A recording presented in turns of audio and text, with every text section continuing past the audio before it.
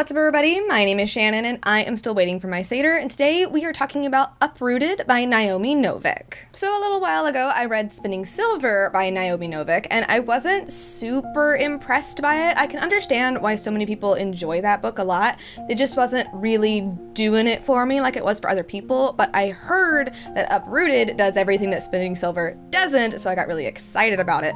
And Uprooted has a little bit of a different premise. It's still really deeply rooted in that Russian mythology, but instead of everything being all snowy and everything, we're focused more on the woods. And there's a lot of interesting mythology about the woods and why people are fearful of the woods and witches in the woods and like all that kind of stuff. But we have this town, and every so often a dragon comes and steals a girl away, but the dragon doesn't eat the girls that he steals. Instead, they return 10 years later, and they're very different from when they left, and they never remain in the town. And our main character, Agnieszka, when she is taken, she's very, very surprised. She doesn't understand why she, of everybody else, was taken.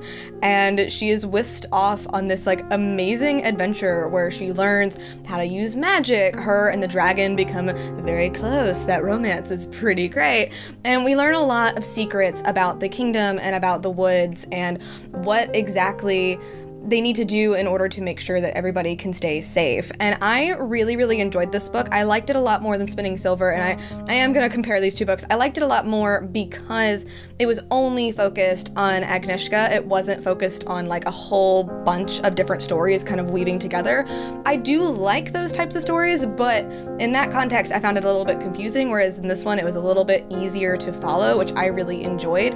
I also liked that we got to spend so much time with her, so I felt a lot more attached to her, and I felt like the relationships and everything just felt a lot more tangible to me, which I really, really enjoyed. I'm also a little bit more partial to any kind of like woodland anything. Like, I was a plant and soil science major, so I just really liked everything about the woods. I liked a lot of the mythology behind it. I liked the corruption and the way that the woods were like taking people over. I just thought that was really, really cool, and it was very interesting. And I also really enjoyed the romance, and I will give you a warning. There is smut in this book. It is pretty explicit, so if you are worried about that, I would skip it, or once you get towards the end of the book, maybe just kind of skip ahead a little bit. I know a couple of people are a little bit worried about that, but I highly recommend this book. I think it was really, really interesting. I'm giving it an A-, and that's because it is still slow. It got real slow in the center, but then it picked back up again towards the end. So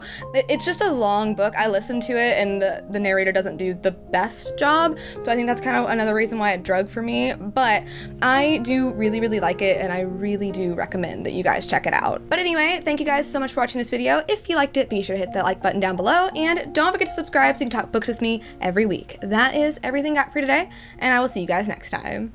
Bye!